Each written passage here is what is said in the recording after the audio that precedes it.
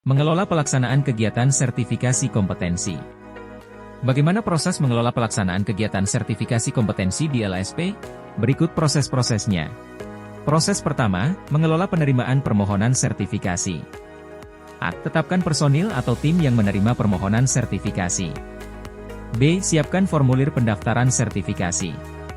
C. Informasikan terkait pendaftaran dan persyaratan sertifikasi kepada calon pemohon.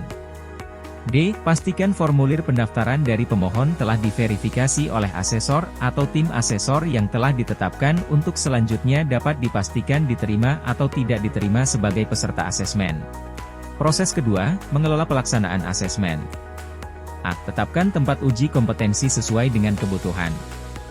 B. Tetapkan asesor yang akan melaksanakan asesmen sesuai dengan bidang kompetensi yang akan diakses. C. Tentukan dan konfirmasikan jadwal pelaksanaan asesmen kepada asesor yang akan bertugas. D. Informasikan perangkat asesmen yang akan digunakan kepada asesor.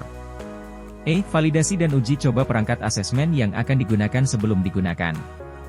F. Pastikan kegiatan asesmen telah memenuhi prinsip-prinsip asesmen dan aturan bukti. G. Jaga komunikasi dengan lead asesor atau asesor untuk menjaga integritas pelaksanaan asesmen. Proses ketiga, membuat keputusan hasil asesmen.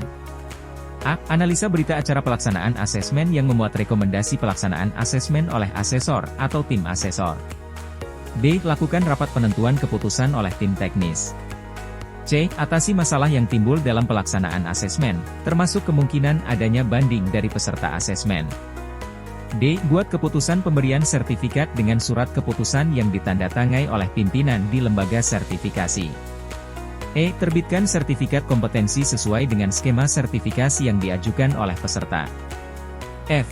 Distribusikan sertifikat kompetensi kepada peserta yang mengajukan asesmen. G. Informasikan pelaksanaan surveilan dan sertifikasi ulang kepada pemegang sertifikat sesuai dengan prosedur di lembaga sertifikasi profesi. Proses keempat, mengelola pelaksanaan surveillance. A. Identifikasi prosedur pelaksanaan surveillance. B. Buat jadwal pelaksanaan surveillance secara periodik sesuai dengan prosedur yang ada di lembaga sertifikasi. C. Informasikan pemegang sertifikat yang akan dilakukan surveillance terkait dengan mekanisme dan jadwal pelaksanaan surveillance. D. Lakukan surveillance dan catat hasil pelaksanaan surveillance dalam database pemegang sertifikat di lembaga sertifikasi profesi, LSP. Proses kelima, mengelola pelaksanaan sertifikasi ulang. A. Identifikasi prosedur pelaksanaan sertifikasi ulang atau resertifikasi.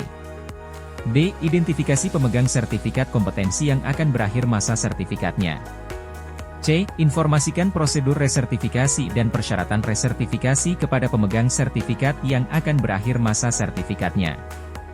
D. Tetapkan personil atau tim yang menerima permohonan resertifikasi. E. Tetapkan asesor yang melaksanakan resertifikasi sesuai dengan bidang kompetensi yang diajukan pemohon.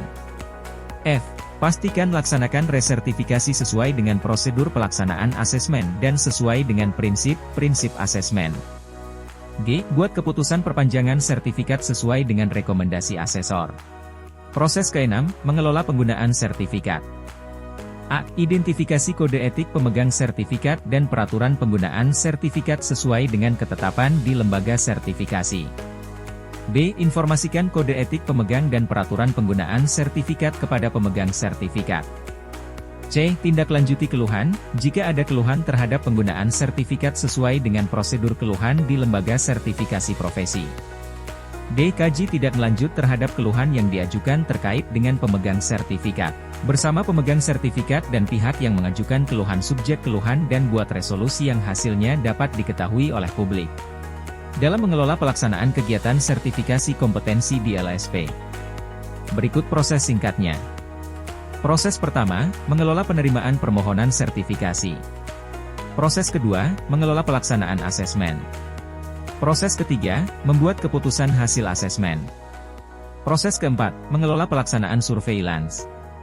Proses kelima, mengelola pelaksanaan sertifikasi ulang. Proses keenam, mengelola penggunaan sertifikat. Untuk lebih detail proses lain, saksikan di video berikutnya. Jangan lupa like dan subscribe.